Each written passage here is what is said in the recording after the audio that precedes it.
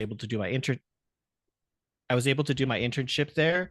Um, and I was juggling that while still I had a commitment to the railroad for a couple of years, so I was kind of juggling both jobs at the same time.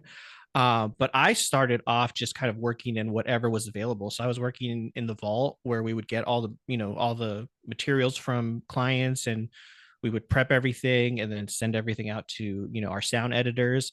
And then I did that for a while. And then I spent a few years doing audio deliverables, which is essentially once the final mix is created, we have to send out all those sound elements to the different studios for so that way that it could properly air, and they have all those materials. So I did that, and then while I was doing that, I was kind of juggling, some whatever sound editorial work would kind of come my way.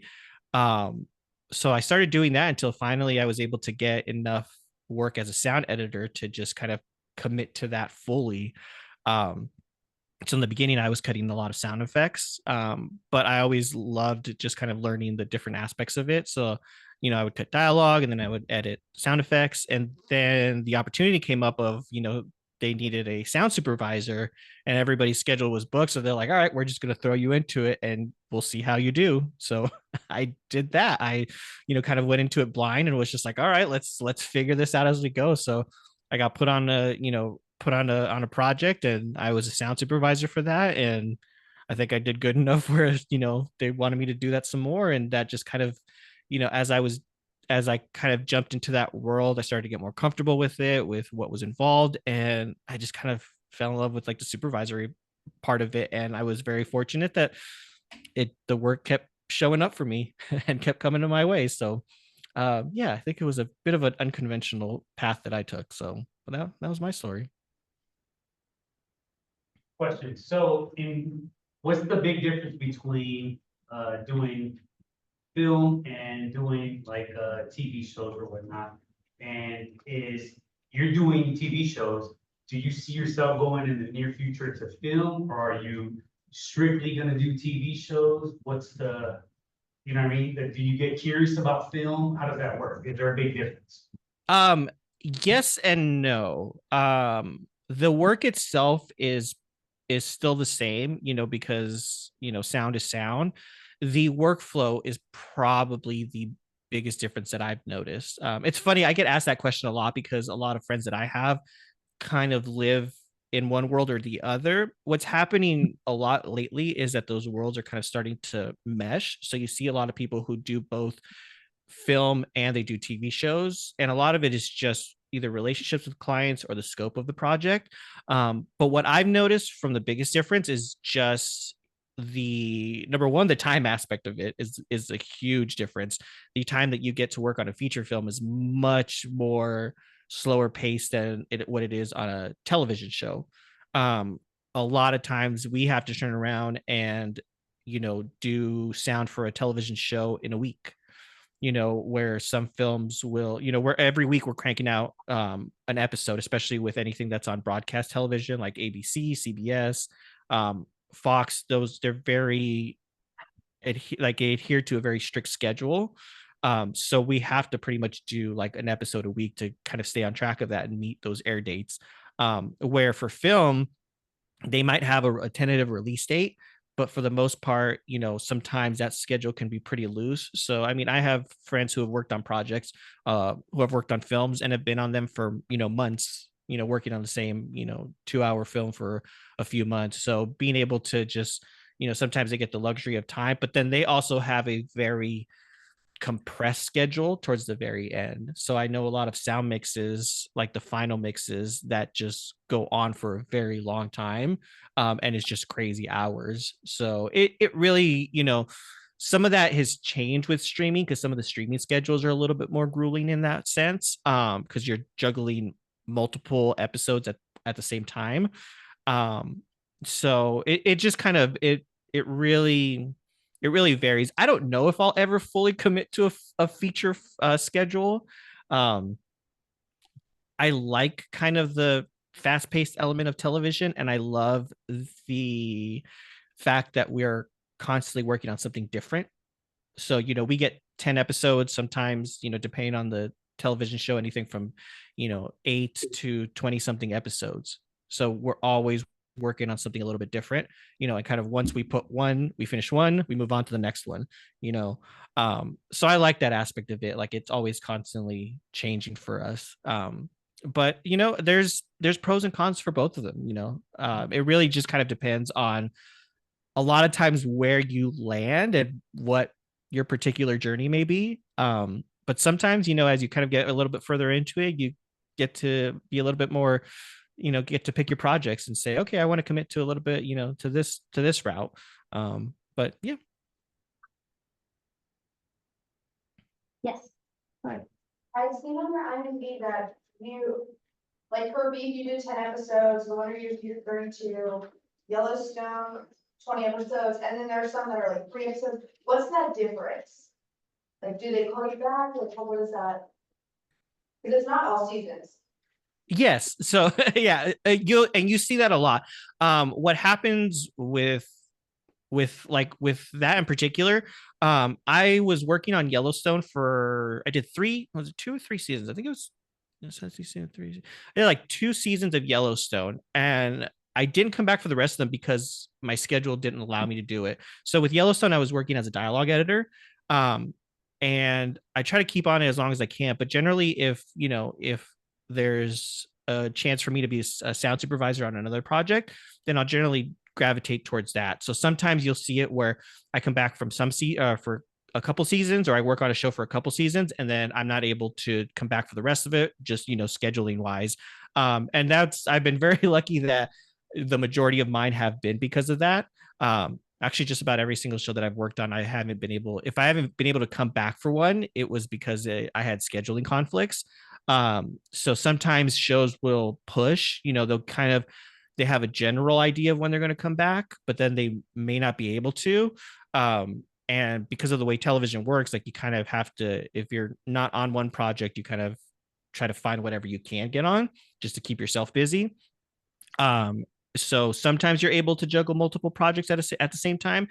And the reality of it is sometimes you make that decision of like, I don't think that I can physically do both of these projects at the same time, so you kind of go with whatever works best for you. So yeah, in the case of most of those, if I didn't come back for one, it was generally because something else came up and I was able to make it work with my schedule. So it's juggling schedules pretty much year round and hoping that they line up and work work to your advantage. So kind of piggybacking on that, so let's say you did decide to work on 2 projects at once.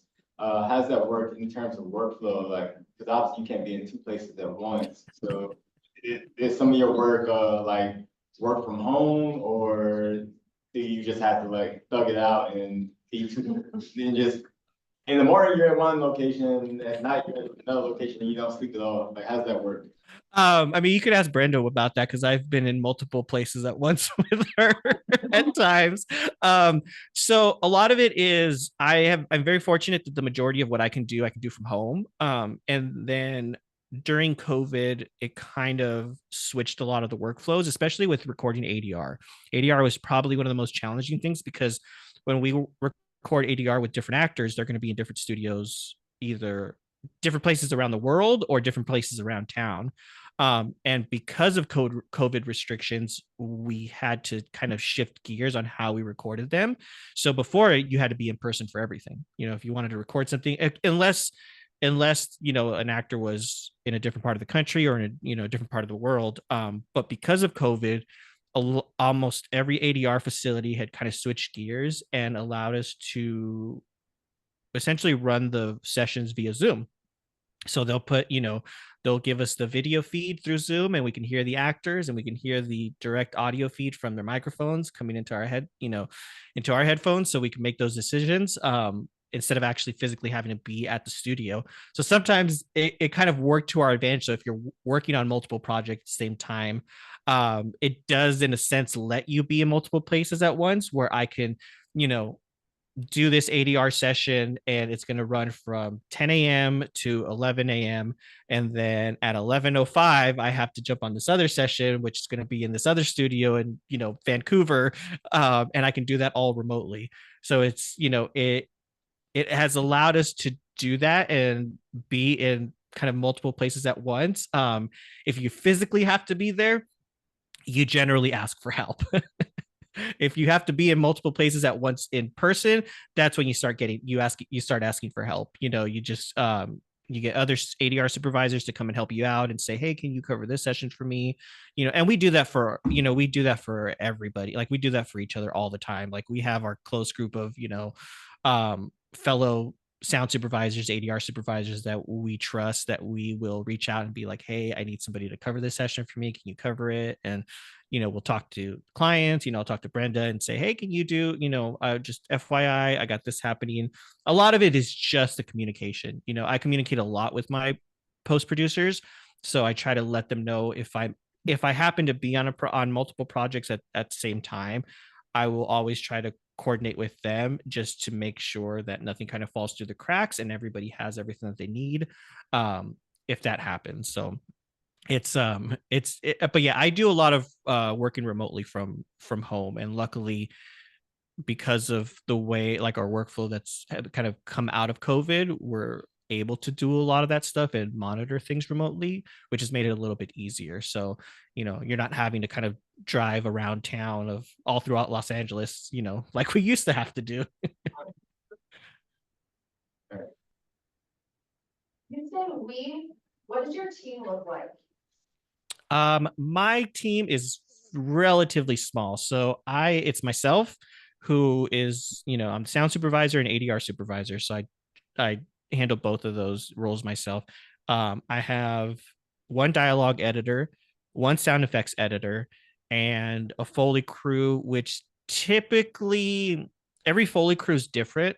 We work with a bunch of different Foley crews throughout or not only around town, but around the world.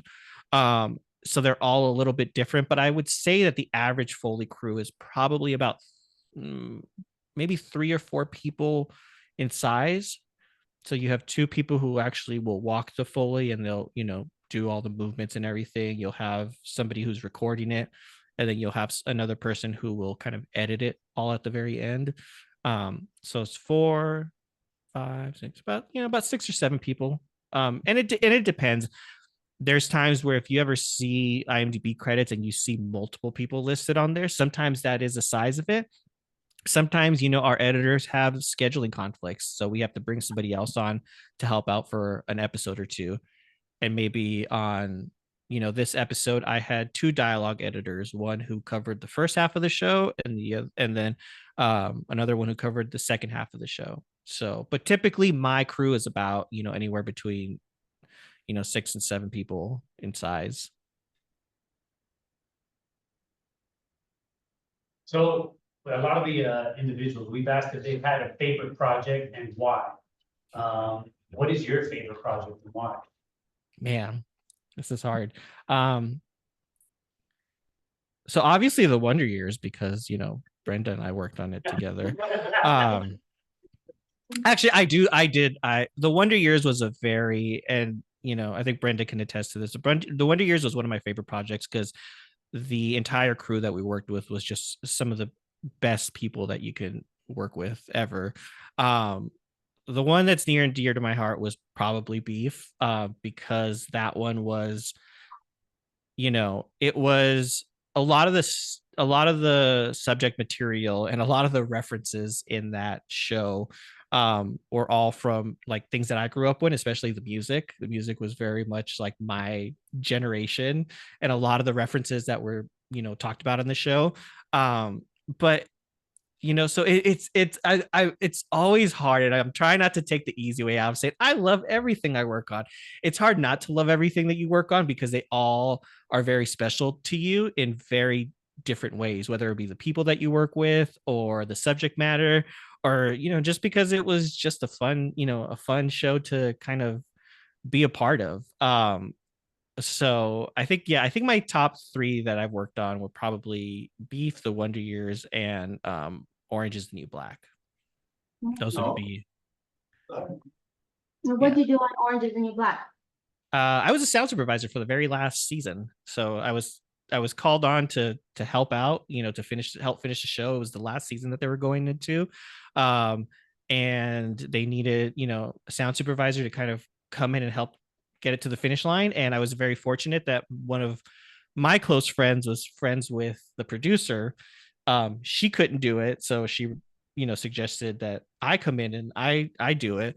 So he took a shot at me, and it was funny because that relationship turned into us working on um, Teenage Bounty Hunters, Lincoln Lawyer, and then eventually Beef, because he was the same producer who hired us on for those.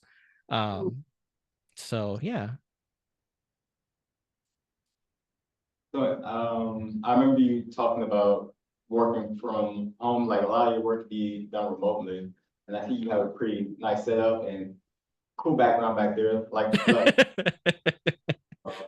so when it comes to working with like the actors and whatnot, especially if you're doing like a remote session or whatnot, are there any obstacles that you have to run into? Like I would assume they don't have the best of equipment for their own setup, or they may, but like how do you navigate the equipment issue if you're doing stuff remotely?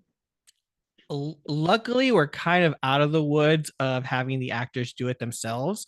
The actors, when we do record the actors remotely, they will go to an ADR studio.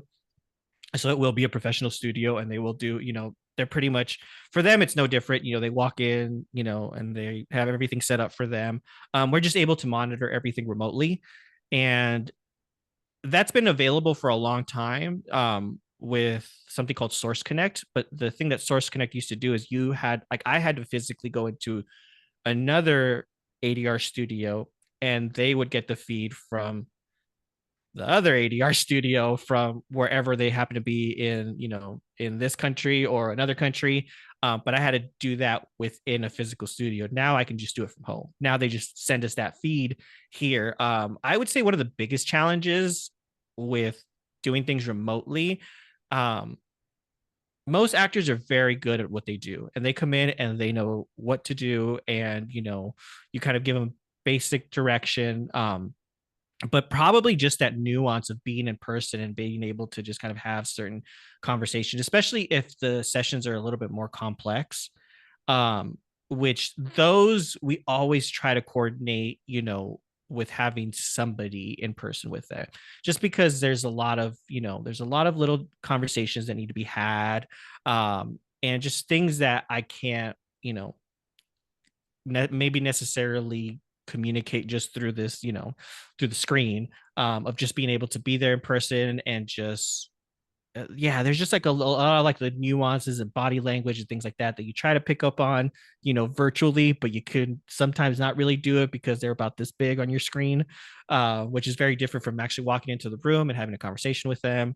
But that's very, very lucky that that hasn't really happened too much. And most of the actors that I've worked with have been very good at what they do, and they come in. But that could probably be one of the biggest challenges, because sometimes you just, if an actor needs a little bit of extra help with whatever it may be, um, trying to do that virtually can sometimes, things get kind of lost in translation, as opposed to if you were to have that conversation with them in person. So I saw that Eve might be renewed for a season two. If you would want to go back to being like a sound supervisor, how would you go about that process? Are you just like waiting for someone to call you, or are you asking? As far as like when I'm juggling between, like jumping between roles. Yeah. Or like if you wanted to go back to doing what you were doing on the first season. Like, how would you get hired on for it Season two. for season 2 if it gets picked up? Because Oh, you're okay. not necessarily guaranteed a job. Yeah. A lot of it is, the crew that worked on the previous season will generally come back for, a second season. If they don't, depending on, a lot of it is the relationship that you have with, post producers. So some post producers might come on, and if they didn't work on the previous seasons, it's kind of their choice whether or not they want to bring back the existing crew, or if they want to maybe try to, switch gears and go with a different crew. We always, you always try to convince them and try to have that relationship with them, or at least with the show of like where they want you to come back.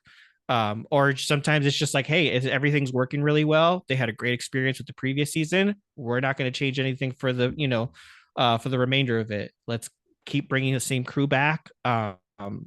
And let's just not touch anything. And if everything went really good, so let's just keep that same crew and let's just keep everything going. So a lot of it is just, your work will, your work and the relationship that you build with people will hopefully carry on over to the following season. And then if somebody else new comes, because it is true, you might be on a project and the crews change. So if you ever see that, you ever see like crews change, through IMDb credits, some of it, again, it may just come back to scheduling conflicts of like they want to bring back the previous crew, but they're not available because they've already been booked for something else. So, but yeah, usually for me, I've been brought on for multiple seasons with either the relationships that I've made with a sound supervisor or post producers or showrunners, where they enjoyed the work and were happy with it, so they wanted us to come back for some more. Don't mind my dogs barking in the background. You don't have to show off with your sound effects, Chris. Yeah. We know you're gonna award-winning content. That couldn't have been more perfect, seriously. Go ahead. So for us college students, say we want to go the route of working in sound for film or TV, what are some tips that you can give us in order to best prepare us for the transition of leaving college and going into the workforce, or even while we're still learning our way around post-production and things like that? Like, what should we be paying attention to? I would say that the biggest thing that I have noticed with interns when I work with is knowing what you're getting yourself into. You're going into an industry where, a lot of people are going to be going after maybe the same career that you're going, for. And just knowing that it's going to take time. I think that's the one thing that I've noticed. And I try to let, interns when I work with them is just let them know you'll get there eventually. It's going to take time. What you want to do specifically is, maybe not attainable for at least a little while. It's not to say you won't get there, but you just have to be patient with it a lot of times, because how I got to where I'm at is very different from how everybody else got to where they're at. We all have our own journeys that we take. We all have our own paths. And it's very hard when you come out of college. The first thing you want to do is you want to compare yourself to everybody else that you went to school with. And you're going to look at them and you're going to say, oh man, your close friends that you've made along the way, you're going to look at them and say, well, they're doing this and they're doing that. Like, I'm just as guilty of it. I have friends who they were doing these projects, a few years after we finished, we graduated. And I'm sitting here, I'm like working in my position. I'm still working in a vault, and, I'm wanting to do these things, and I see other friends doing that. And I'm like, oh man, like I wish I was doing that, but it's just like, if it's something that you really want to do, and if it's something you really want, you just have to keep going at it. Your path that you're going to take is going to be very different from what you envision it in your head. And it will all take time, and you just kind of have to keep at it. And it's probably one of the most difficult things, because, when I talk to interns, it's like the patience part of it is always the most difficult part, because they want to do it right away. I've worked with interns who want to be sound editors, and they're like, okay, great. When am I going to be doing my sound design? And it's like, you've only been doing this for a year. I was at the company that I was at for a year. And I think at the end of that first year, I was, still putting up plants because our boss wanted to put plants around, the front of the building. So, it's just the reality of it. It's just what you're going to go through, but it was just one of those things like, okay, yeah, I'm doing this at this time, but I took the time to get to know those around me and kind of pick people's brains and learn from them. And it's like, don't get too caught up with what your vision of what your career is supposed to look like to what it actually is, because it will change, you know, um, be it because of obstacles that you have to overcome, or because maybe you run into a position that you didn't even know existed. And now you're like, oh my gosh, this is amazing. You know, I know people who, are our music editor on the Wonder Years. I worked with her for years, and she was a receptionist at the company that I started off working on, and she wanted to be, work in sound, and she wanted to do that. And then she discovered music editorial. And then she was like, oh, I love this. So she got to know the music editors when they would ever come by the mix stage. And then, she made the transition, and now that's her full-time job, but she thought she was going to work, maybe cut dialogue, and that's what she wanted to do. And then she discovered that. So, be patient. And it's because you never know. It's like, even if your skills are on par with what they need to be to get hired somewhere, and maybe, is above and beyond what, your competition is, or the people around you, um, timing is also a huge thing. If there's no jobs to go around, or people aren't looking for, to hire anybody, you just kind of have to wait it out. I know plenty of people who are extremely talented, but, timing has just not been their friend. When they kind of made the transition or wanted to jump on there, maybe everybody was already had their crews, so it's so different for every single person, so just be patient with your journey, and you'll get there, as long as it's what you want to do.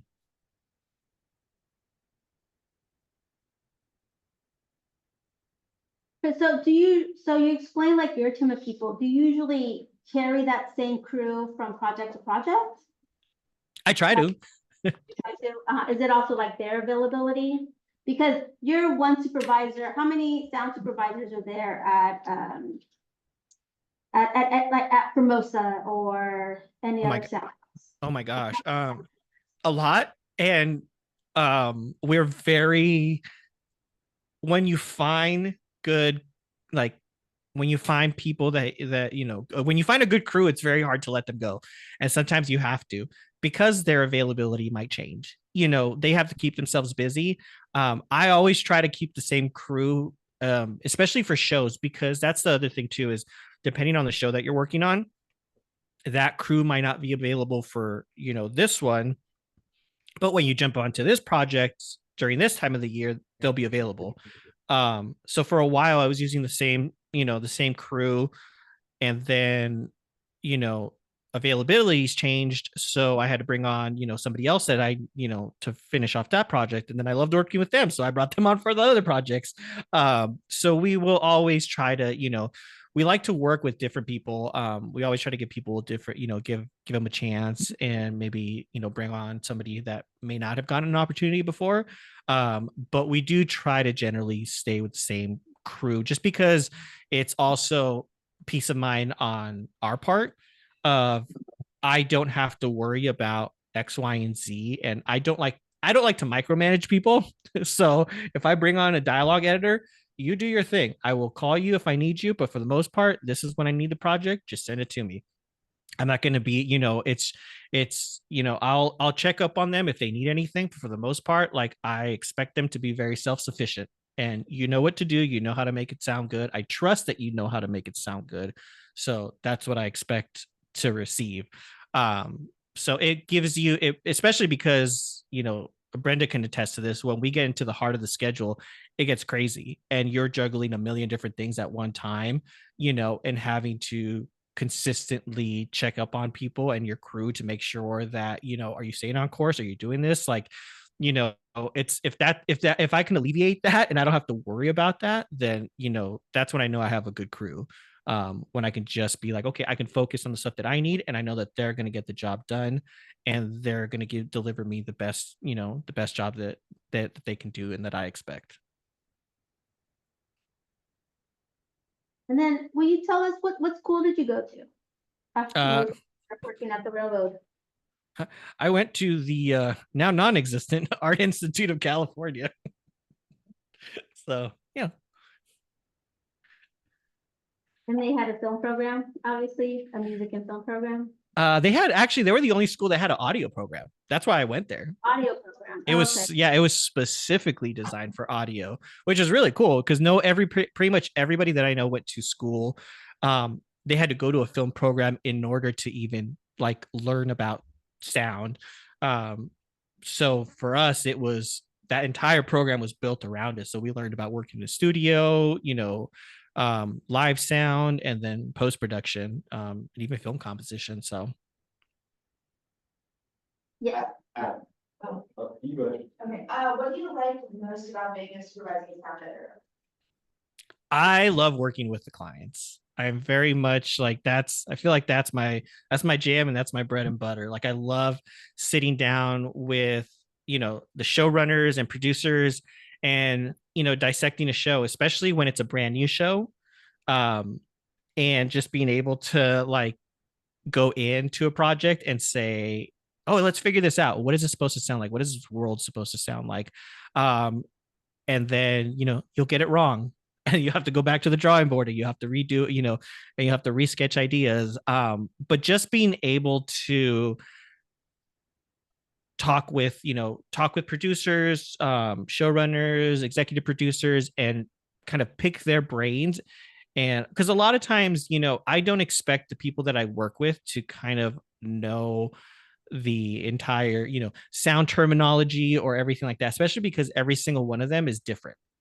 Um, so that's also one of my favorite parts about it, is that the different creatives that you work with all have very different mindsets. Some of them are very sound savvy, and some of them can sit there and they can pick apart and tell you everything that they need as far as like ADR goes, as far as sound design goes, as far as, anything that they need.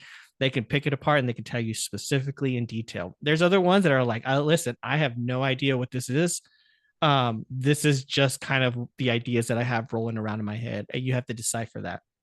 So it's always constantly, having to read different people, and what they're trying to, express and what they want. So it's always different. That's what in a nutshell, I love that it's always something different and the challenges are always different. um, Even just day to day. There's never been a day that I've had where it's been the exact same as the previous day. Everything is always a little bit different. So yeah, I truly love working with clients. For me, it's one of the most rewarding parts of it. Especially when you get it right. When you get it right and you do something and they're just really happy with it. um it's just like, yeah, that's it. Whether the show becomes a success and we get all kinds of accolades or recognition, yeah, it's completely out of our hands. But being able to work with the client and them walking out and being like, yeah, that was it, or you just doing something small and it lights up their face, and they get a good chuckle of it, or it just they're just happy. Like, all right, great. That's it for me. That's all. I've done my job. I'm happy. If you're happy, I'm happy. Random question, but I guess still kind of fitting. So when it comes to like sound effects, I remember growing up and watching like behind the scenes, and it's usually like 2 or 3 people inside some warehouse creating like the practical sounds and whatnot. How are sound effects handled nowadays? Are they still doing some of that stuff, or is it everything computer generated, things like that?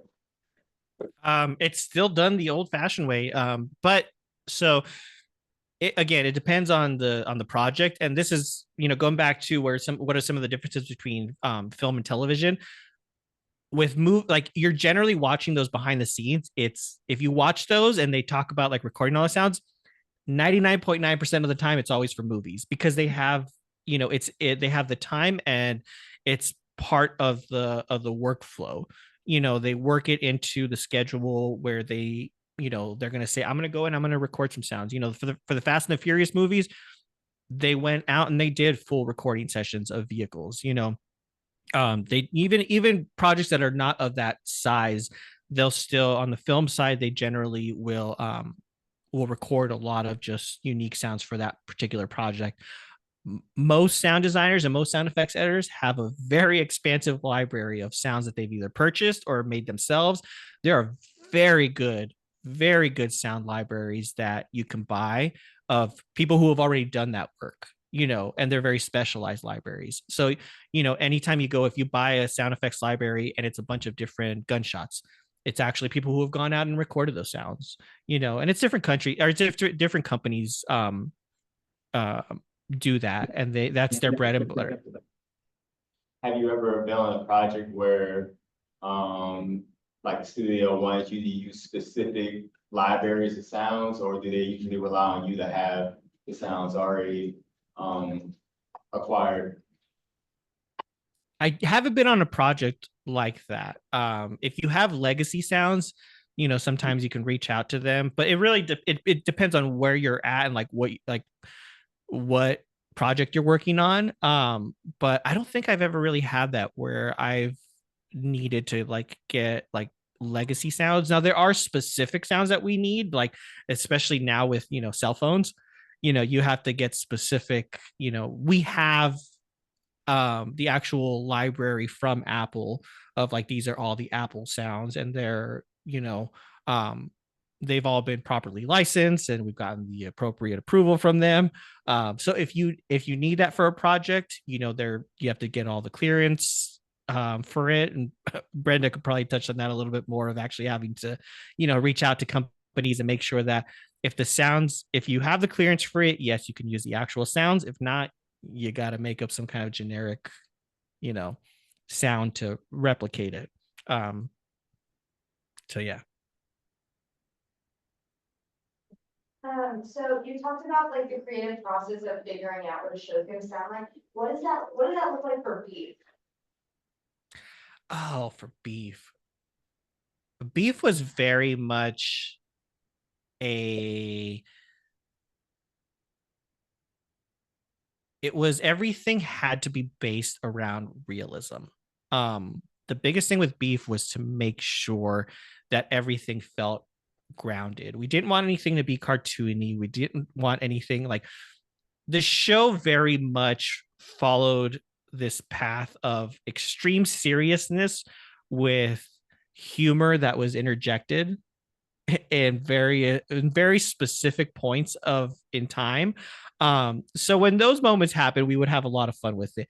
But for the most part, the majority of the show was like, let's try to make everything feel as real as possible, to never kind of break the audiences. Like, we didn't want to break that fourth wall of like letting we wanted you to forget that you're actually watching it. So a lot of it was just like the direction that we took was very much making sure that nothing kind of stood out too much, like even down to our ADR. We spent a lot of time with trying to make sure that we picked the best takes and kind of got everything down and mixed it so that you wouldn't even be able to tell where some of these extra lines came in from, which is always the goal. But with certain projects, it just it can vary as far as our showrunner was very detailed in that regards. But even like the car chase sequences, for anybody who watched the show from beginning to end, episode 1 had this, it started off with the big car, the car chase sequence.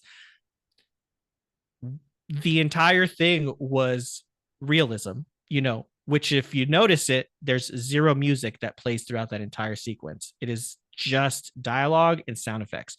And we our showrunner was like, I don't want it to sound like a Fast and the Furious movie, and I know if we put music in it, it will automatically turn it into it. So it has to be all sound effects, and it all had to sound practical. It had to sound real. Like, we didn't do, we didn't want to do these over exaggerated revs and zooms and and like do all these things. So it was very strategically placed. So everything had to feel like it belonged in that world, and everything had to feel like it, you were hearing the natural sounds that were coming through there. There was only probably a handful of times where we really, kind of just had fun with things and let things go over the top. The biggest one was probably in episode 9, where you watched it, and the So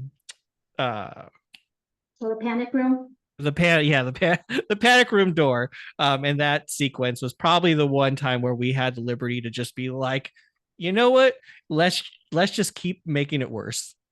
Let's make it more gruesome. It's not quite violent enough, was actually the note that we got. So yeah, we cut it, we played it back for them, and it was like, well, we like it, we're getting there, it's not quite there. And it, go ahead. I was like, it needs to be a little more crunchy. That was actually, that was the note. The note was that we needed to be able to distinguish the sound of the door closing, the bones crunching, and then the squishy part. Well, Doors opening, crunch, squishy part. And then as it was, so after every single one though, because the bones are going to deteriorate, so you know, after every single one, it got a little bit less crunchy and a little bit more squishy until that final one where it just sliced her in half. And that one was fun because we did it, and it was like, okay, let's slice it in half, and then and then all the blood comes out.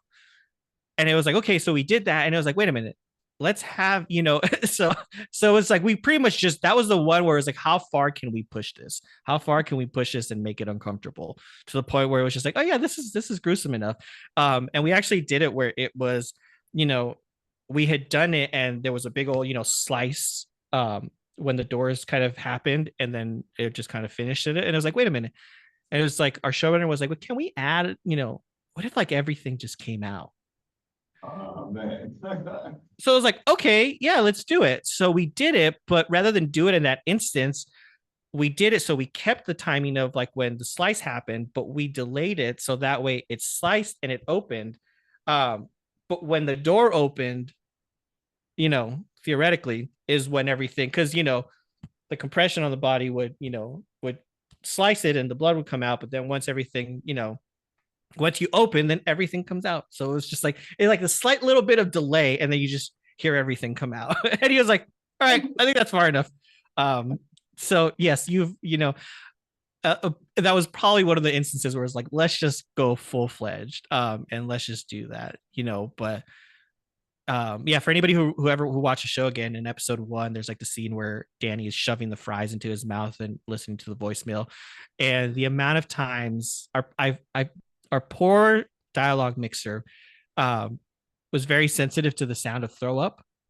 The amount of takes and ADR and times we had to listen to that scene to get it just right was more than any that we would care to have to do. But it was just one of those, like, it had to give you that visceral feeling.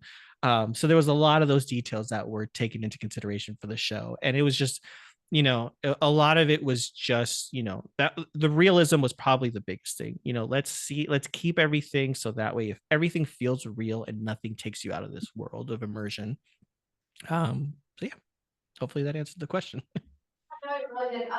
Is that different from Wonder? I mean, obviously it's different from Wonder Years, but was Wonder Years more like cartoon-like?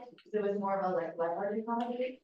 Wonder Years was very music driven. So a lot of it was, our music on that show was phenomenal, from the needle drops that we had to the score that we had. So a lot of it was just making sure with comedies like that and half-hour comedies, your sound effects are kind of used a little bit more as a backdrop for everything.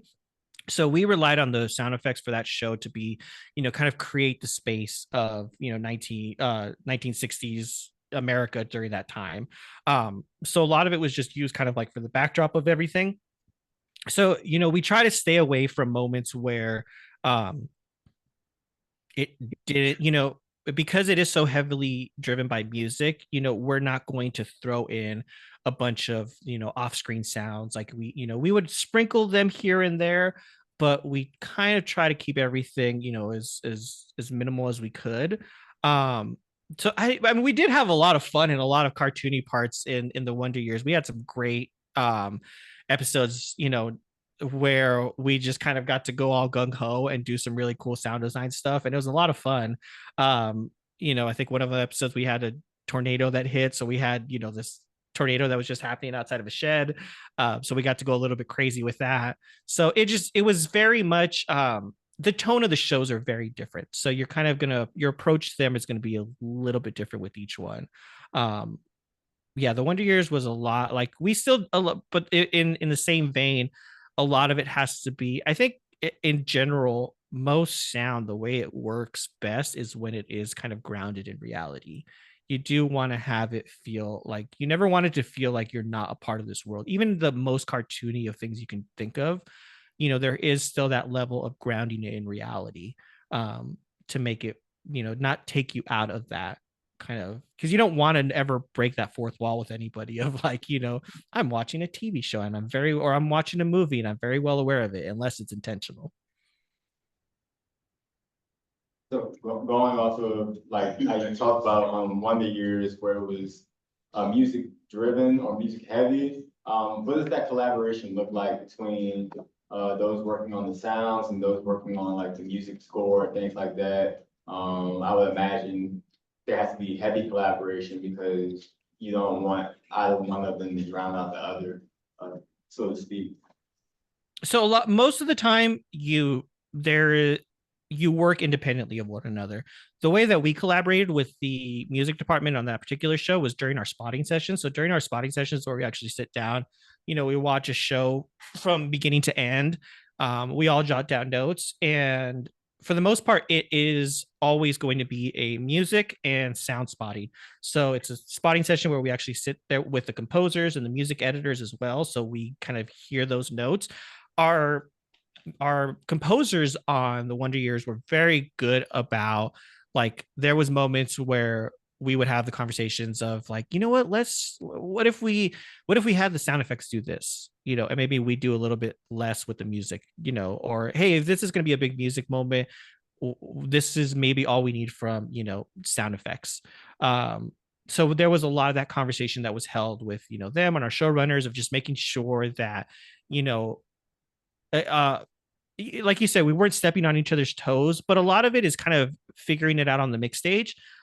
Because a lot of times I will have like my sound effects editor just like cut everything and just, build this world and build this environment. And once we put it all in and we start putting the music in, we can kind of adjust everything to taste, and the world still is there, but maybe some things aren't as prominent. Maybe, we can lose a lot of these, off-screen sounds. Like maybe we're in the city, but we have one too many like off-screen horn honks that are happening and it's a little bit distracting, and then a music cue comes in and it drives a scene and it's like, great, let's just lose all, it'll be there in case we need it. But for the most part, we can kind of like, once our mixers are there balancing all the levels and figuring everything out, then we can kind of make those adjustments to taste and figure out, what we actually need. How many sounds are recorded on the site or on location? As far as practical sounds, Yeah, as opposed to like a library or Foley. Like typically, in general or for like a specific project? in general. Not a whole lot. Like on set, their biggest priority is making sure that the dialogue is recorded really well. So it very, very rare do we ever actually ask the production mixers to give us, specific sounds from their shoot, because we'll generally supplement it in with our sound effects library. So everything that you kind of hear on a show, most of it is, the production dialogue was all recorded on set, and then everything else is supplemented onto there. Sometimes you have practical things like doors, that people will just kind of open and shut, and do things like that. But when you're editing the dialogue, you kind of have to split all that out, because maybe the door that was used on set is not actually the way you want that door to sound. The way things actually sound compared to the way you want them to sound are very different. And it's a wild thing to like actually be able to dissect that and be like, that's not what I want it to sound like. Like in your head, you have this vision of what it's supposed to sound like, and you hear the actual thing, because we've done that plenty of times. We've done that and we've tracked, I want this car, or this is the car that's there. We have to make sure we use that specific engine and this and that. It's like, great. We go and we search and we find a sound effects library, and it has that exact make and model, and we place it in and the creative will be like, what in the world is that? And we're like, that's the exact sound of the car. It's like, that's not what it should sound like, so you have to, we have to revise it. I will say the one thing I'm very proud of is the horn honk that you hear in episode 1 of Beef, that very long horn honk that just seems to go on for forever. Um, we actually, my sound effects editor on that show, his mom had that specific make and model of that Mercedes. So he took it with his wife and they went out to a park, and he sat there and had his wife just lay on the horn for about 2 minutes straight, to the point where he said people were walking by just looking at us like, what in the world are you doing?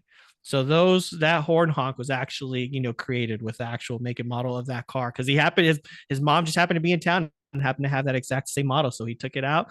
And yeah, he got some funny looks from people for for recording that one. So that was one of those fun instances where we actually, he just kind of took it upon himself, like, hey, should I go do it? I said, yeah, go ahead. So he did that and he plopped it in there, just long. I mean, the file itself was just uncomfortably long. I said, I don't want to know the looks that you got from recording that, but thank you so much for doing that. So yeah, that was a fun one. So with that being one of the funner moments, can you give an example of like a challenging sound issue that you had and how you and your team kind of overcame it? In general, or like for any project, or for Beef in particular? Any project, like what was your worst one that is? Oh, the worst one. Um, it's generally, it's generally problems with production dialogue. And a lot of it has to do with, the location that was chosen, or just something that may have happened that was out of their control. For Beef, we had a particular scene where they shot it outside of Jordan's house, which was nearby an airport. Or I don't know if it was nearby an airport, but there was planes that just happened to be coming by, and they only had a very specific amount of time that they could shoot it with. Like it was right at dusk, so they're like, we're losing daylight, we got to get this shot. So we just, they did a bunch of takes and hope for the best. And they knew there was airplanes. They knew there was airplanes. And it was like, all right, we're just gonna roll with it. And they ended up just using, one take of Amy having this conversation, and just planes, just, I mean, it was like one plane, but you just hear it just kind of buzzing through in the background. Planes, trains, and traffic are about some of the three worst things that you can try to fix with production dialogue. Some way, but with that particular scene, it was challenging because the backdrop of the story was that Jordan's house was supposed to be out in the middle of nowhere. So nothing is supposed to be around, which made it very challenging when you have a plane that just happened to be going by. Sometimes, we just live with it. I did a show called From Scratch where we had a conversation with a couple, and they shot it right next to, for anybody who's familiar with Los Angeles and has ever been in that area, they shot it next to the 101 freeway, which is a very busy, very busy freeway that just never stops. And it's very noisy. And it's supposed to be this very intimate conversation. And it was one of those, I got the panic call from our producer of like, can we fix this? Can we salvage this? Because they were ready to reshoot the whole thing. They were ready to just completely ADR the entire scene from front to back. So, I went in and I did some work with it, and I tried to clean it up as best I could. I sent it to him, and it was like, great. And I think that scene ended up having like 2 lines of ADR, so, but that scene with Amy, that was in one of those instances. And that one was different because we were able to leave kind of a bit of that noise, because visually you see a freeway behind them. So it's not out of the realm for it. The one with Beef was a bit of a challenge because it was supposed to be in the middle of nowhere, and we're like, okay, we don't want to hear anything. It's like, well, there's the very loud plane. So I think I took a pass of that particular scene about 4 or 5 different times. And every time I was like, I'm ruining it just a little bit more every single time. And I'm like, well, I guess we're just going to have to live with it. And so we started mixing the episode, and I put my headphones on, and I was like, I'm I'm gonna try one more time and I'm gonna try to fix this. I did some work with it. I sent it and I gave it to our dialogue mixer and I was like, listen, I gave her the entire spiel and the entire story behind it, and she plopped it in and was just like, great, this works perfect. And you would have never known that there was an airplane there. So, those are generally like the biggest challenges, as far as like those are usually the ones that require like the biggest SOS of like, oh my God, what can we do to fix this? Because those are the most challenging parts. When you have an entire scene that just has a bunch of noise and you feel like it's unusable dialogue, your two options are you're just going to ADR the entire scene from beginning to end, or let's try to see how much we can salvage. So those have generally been the most challenging, um, parts of, when it's usually when I get the SOS call of like, please help us. Because what they're able to do in picture editorial is very different from what we're able to do with sound editorial as far as like cleaning some of those scenes up. But yeah, some of those are a challenge because some of those I just, I have to kind of throw my hands up in defeat of like, I don't think there's anything we can do to salvage this, but yeah. Do you find it where like you feel like you can't do anything out further, and then you find out that, and like in that instance where you may have just been a little overcritical because you know the sounds, but then when somebody else listens to it, they're like, I don't even notice what you're talking about.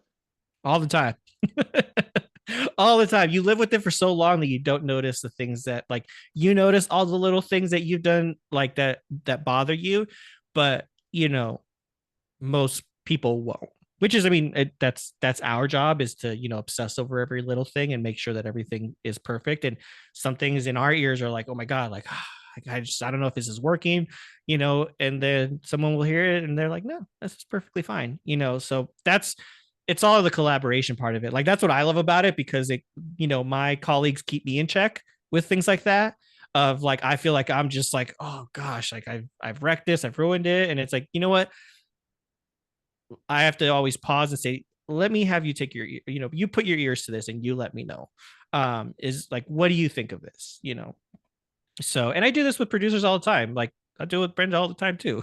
She's very sound savvy. Don't let her, don't let her tell you otherwise. She knows her, I fully trust her with anything sound related. So if there's anything that's problematic, I'll be like, Brenda, give me your ears on this and let me know what you think.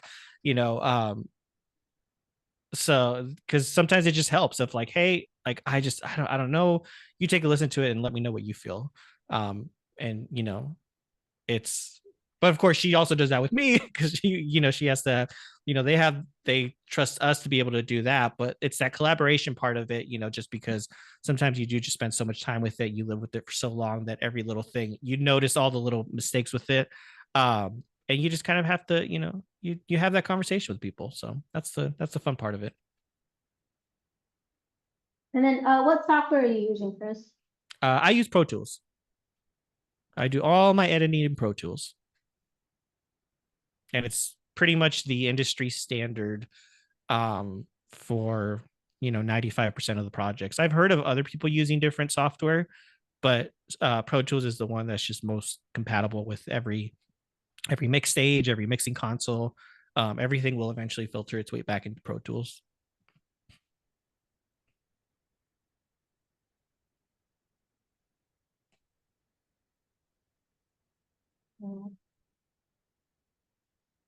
Yeah. And so you're telling us about when you clean up a scene, right? So say like there's a scene with like trains, planes, and traffic. So picture wise, like visual, I've explained to the class, if we're gonna have a VFX person address it, they have to go frame by frame. Picture wise, right? Video. So when you say you're cleaning up a scene, how are you cleaning it up? Like our conversation right now. Here in this classroom, we have air conditioning, we could have somebody sneezing, we could have somebody clapping, we could have like somebody like a band going through the hallway, right? It's all the same scene and all layered together. So how are you cleaning up the scene? Like how are you able to take out all these different tracks that we're hearing, that you would hear to clean it up? It depends on the specific noise. General, we call it broadband noise, which is sounds that kind of take up the entire frequency spectrum. So, which is something like traffic or just general room tone. Um, we we have I have a myriad of plugins that I use, and we're always changing as far as which ones we use. But we have a lot of different noise reduction plugins that we use that will, the really, really good ones will pretty much are able to extract those sounds, and it's almost like a volume level where they kind of lower everything. Now the only problem with that is once you start kind of taking out a lot of that background noise, is when you start to ruin a lot of that dialogue. So you have to be very kind of gentle and careful with it. But for the most part, if we're gonna do just a general, let's bring down the natural environment of everything, we'll run it through different plugins that we have that do a fantastic job of doing that. With things like the airplane that I talked about, sometimes I have to actually go into the cleanup software that I have, which is I use Isotopes RX, and that one will give me like a full picture, and it's a spectrogram where I can see like all the different frequencies, and I can see all the different sounds, and think of it as Photoshop for sound. I can go in and I can actually take specific sounds out, just by, painting over them. So that's what I did with, the airplane. Is you look at the scene of the airplane and you just see these like three streaks across the screen, which is the sound of like the airplane going through. So I have to go through and manually just kind of paint out each one without making sure that I'm not degrading the actual dialogue, like the actual lines themselves, which can sometimes be tricky. So it depends. Sometimes I have to really go in and I have to do very precision editing, and just do some surgical repair. Sometimes I'm able to just kind of do some broadband, some processing of like literally just, I have a plugin where I just hit render and it renders the audio file and it cleans it up for me. We have different, and they all have very different purposes. So some of them are specifically designed to get rid of like mouth clicks, when from people talking. There's other ones that are specifically meant for you to get rid of like rustling of clothes, because sometimes you have that when you attach a lavalier mic to an actor, you're generally going to have some kind of rustling depending on what their costume is for that particular piece. Some things are just really awful when it comes to rustling sounds, and you should really avoid them at all costs. But that those are the things that you learn about. It's like which they work on set. The production sound mixers that we work with, some of them are very good, and they work with costume designers to make sure that placements are just perfectly fine, or that certain parts of the costumes may not be, sometimes it's out of their control, but the production sound mixers will go above and beyond to try to do whatever they can to try to fix some of that, schedule permitting, if they're able to do that and have those conversations ahead of time. Some of them are just really good at their job. They just know where to put everything. So that way, any costumes that you have are just, I cut dialogue on a show called Carnival Row, which is it's a period piece costumes. Man, some of those, I have no idea how the production sound mixer got such clean dialogue, because there were in layers of clothes. You could visually see that they had different layers of costumes on, but everything sounded so clean and pristine. So those are the ones that keep themselves very busy throughout the year, because everybody wants to hire with them. So yeah, we use a multitude of plugins that will help us clean out specific things, buzzes, hums, tones. You can use basic EQs to just get rid of those. Like if you just have if a fridge is humming in the background, you can generally just run an EQ and find out where that hum is, and then get rid of it. So yeah, it just depends. We have lots of tips and tricks that we do for different sonic problems that we encounter, because some of them don't need that heavy of a hand. You don't have to suck out all the sound and make it sound like there's nothing. You want that environment to kind of live with it. It's part of the natural sound of it. So Any other? Anyone else? No. Chris, what's your favorite railroad line? Just playing, guys. Anyway. What's my oh god, my favorite railroad line?